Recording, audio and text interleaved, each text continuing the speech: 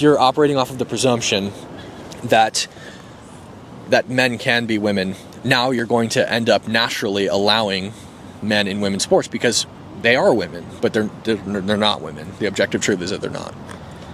Again, I feel like this is, at its core, an issue about definitions. Because I think that you could be whatever you desire to be. Can I be a black man? Of gender. Why only gender? I'm not saying why only, and this is the argument.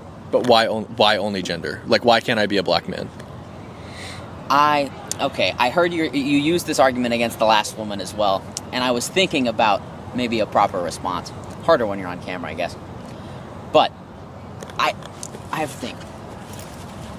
I guess, you know what? You could. And the strangeness of it... And that would make me, legitimately a black person. Well... Like, I would be objectively a black guy. I guess... Do you think that you would? It's like I sincerely believe it. You sincerely believe it. Yes. Then you believe it, and it's true for you. And I think that's maybe the important part. I disagree with that. I don't think that something can be true for you.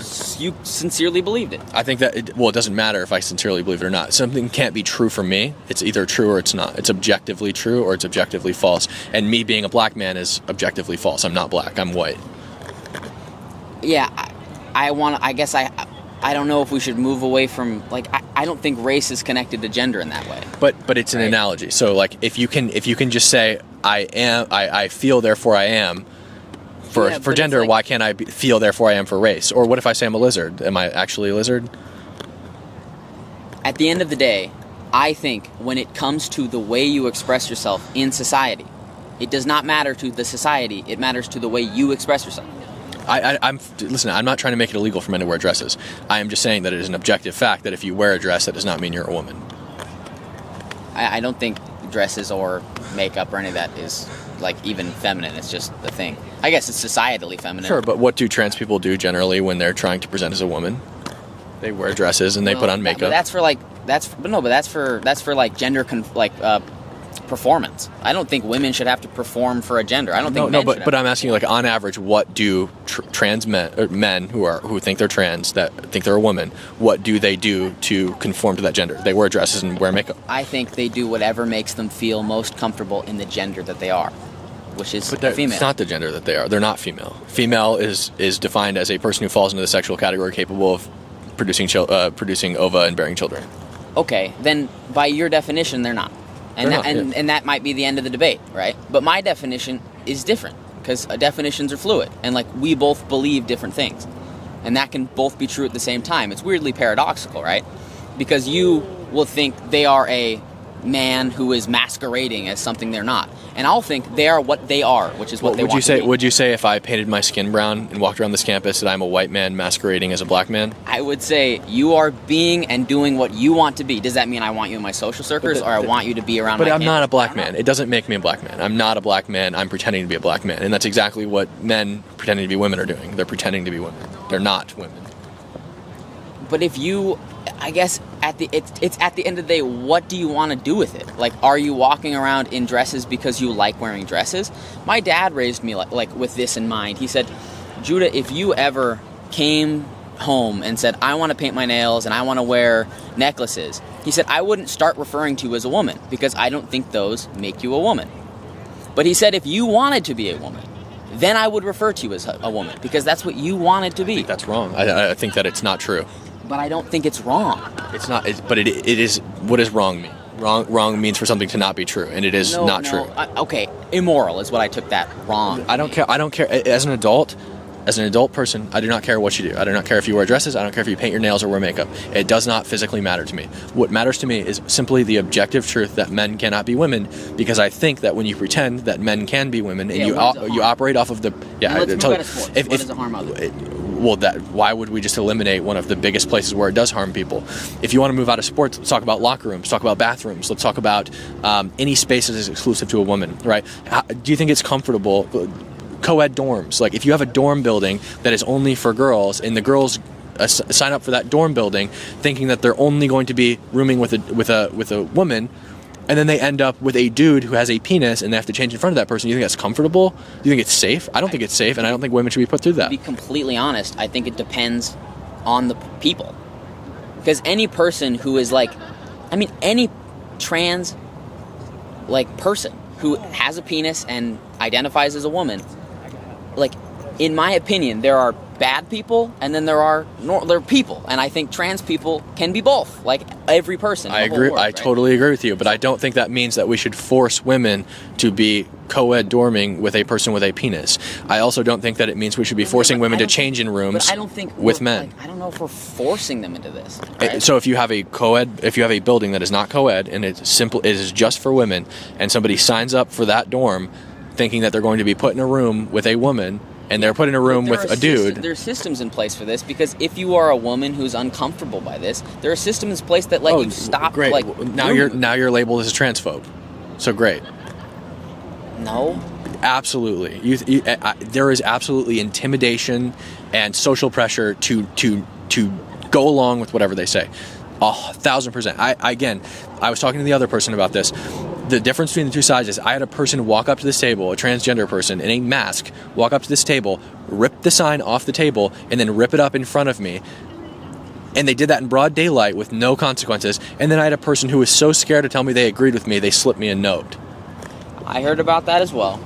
And I mean, I feel like I cannot properly describe that if I was in, like, the Deep South and I had a table that said, I believe that men can make out with men and date men, and a large amount of people might come up to me and rip the sign off the table. It's like, you think that's... it's just I don't think it's right. I just think it's a determinate factor of where you are. It's like you're in a campus where people view this place as a safe haven for their self-identity. I don't even think that's the case. Like, go to Austin, Texas, and that's not going to happen to you. The majority of people at a university in Austin, Texas are going to agree with you. I'm not saying the majority. And I didn't say it at campus. I didn't say like a university campus. I just meant, like, if I was at a 7-Eleven. Go sit on the sidewalk with a sign that's the inverse of this in Austin, Texas, and I bet you people aren't going to come up and attack you. And that's the other thing too, is I think the right conducts itself in a different way. That the majority of people would, right? And I think here the majority of people have passed you by and, like, been completely okay with what you're doing. I'm good with this. Like, I think proper debate and discussion is very good, and I feel like a lot of people are. But of course, I mean, it makes sense that a lot of people would be, like, uncomfortable, because, like, this is a place that some people have escaped. They've escaped places where they feel endangered or disliked or hated, and they've come here to Seattle, which is, like, the center of, or, like, one of the centers of, like, justice. Lawlessness. For these people. Not lawless, justice. No, come on. I was robbed in broad daylight yesterday. Robbed? Oh, I wish I could tell you who it was, but they were unfortunately wearing black clad and a mask in the middle of the day. Wait, what was stolen? It's actually crazy. My GoPros. So that's what happened. So we're at the protest yesterday. Me and another journalist were undercover. We're in black clad. We're dressed as Antifa. These people are, like, following old women as they leave the Riley Gaines event. Like old couples, any old person who leaves the building, they wouldn't follow middle-aged men because they know they can beat the shit out of them. So they're following old people to their cars and, like, kill yourself. I would love to see a rifle bullet go through your head. Your blood on the pavement would look so beautiful. I wish I could see you swinging from a tree with a rope around your neck, like shit like that. Exact quotes, by the way. I posted the videos on my Twitter. So we're, like, following them around, recording them doing that. But they think we're one of them, and they think we're recording the police for their safety or whatever. So anyway, they found us out, and so they chase us down the street, like, literally into traffic. And my GoPro fell off my chest, and I like fucking pepper sprayed their asses. But they ran off with it. They took all my footage for the day, and they took $400 worth of equipment. And nothing happened. The cops were everywhere. It's like, Seattle's lawless, man. Well, yeah, Seattle faces a struggle of where, but I don't want to get too much into, like, policy. There was just that. I don't know. I agree. But there was just that big... Oh, there's my friend Chase. There was just that big discussion. I heard it in the news. It was like the trans LGBTQ nude beach that, like, is, like, has a bunch of police presence around it, and like even just in ideas around it. And it's like also people are just getting robbed at. Do you think that could be the case? Like, that the reason there's a higher police presence at a transgender nude beach is because everyone is constantly talking about this myth that there's tons of homicide against trans people? No, I think it's completely because the people who are in power enough to influence the police department are... Based on what? I mean, where is this beach? I don't know. I don't know the exact address or location. I mean, it seems to me that if there was a higher police presence, nobody thinks that transgender people are committing a ton of crimes, totally. right? But constantly from the left, all you hear is like people are trying to kill trans people. No, can I describe what I'm saying? I'm saying the people who are in charge of being able to, like, and I'm not saying all people. I'm saying a large majority of the people who are in power enough to describe what this presence can do, or what police power and what police presence is put towards, are probably old people, which means they're probably more Republican. And this is just statistics. They're just that's it. If you're older, you're a higher percentage Republican. If you're younger, you're a highest percentage Democrat. And that's just how it be. And sometimes you switch as you get older. It's like, but I don't think this like logically makes sense. Like, why would you, as an old person, logically think it makes sense to police a transgender beach when transgender people aren't going to commit crimes and you're not going to be like... If you are an older Republican, you're worried about that. Because you're worried about the fear-mongering of like even you, like when you described the trans man and the trans woman in the co-ed room, you automatically are assuming they're a rapist. No, no, I'm not assuming they're a rapist. But I'm saying, I wasn't even talking about rape in that case. I was just talking about the uncomfortability of this is a room where you have to change. Like, because when I talked to Paula Scanlon, who was Leah Thomas's former teammate, it's like, is Leah Thomas going to rape them? No, but like, you're a woman and you're next to this hulking dude and you have to completely get naked in front of him, and he dated a girl on their team, and it's like, it's just not like, I don't even like changing in front of other dudes. Sometimes you got to do it, but I don't like doing it. And imagine if I was like a little tiny woman and I had to change in front of this hulking dude. At the end of the day, I think the comfortability of everybody involved is the most important factor, right? And at what point do you sacrifice one person's comfortability for the others? I think when that person is sacrificing everyone else's comfortability for their lie. I think that's where. And I think that pretending you're a woman when you're not a woman is a lie. But it's still their comfortability. But it's not.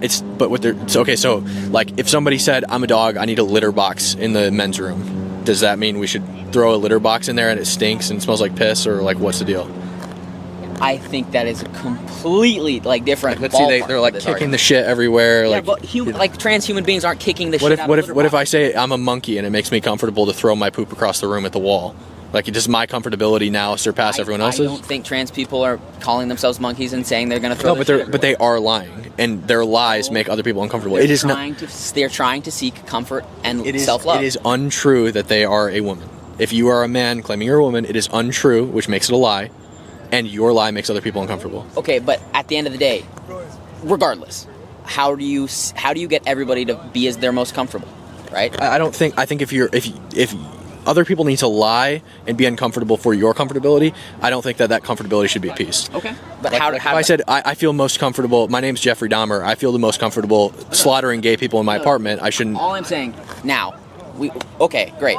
People shouldn't be lying to make other people comfortable. I agree. Then how do you make them comfortable? Like, how do you get a biological born male that believes, and I believe is also now a female, how do you get them to be most comfortable? They're going to have to figure it out. It's not by lying and making other people get naked in front of you. But they're going to have to figure it out. Like, how? Like, I guess I don't know. Go somewhere where you feel safe. Whatever. I don't care. UW campus, and that's great. You should feel pretty safe around here. I think that's like a part of why this sort of debate structure and like this thing is so adverse here, or I guess it's why it's so reactionary, why you get so many big reactions, is because I don't get that many big reactions. Like, I get people who come flip me off and tear my sign down, but I get a lot of people like you who sit down and we have really good conversations, and that's the majority, I think.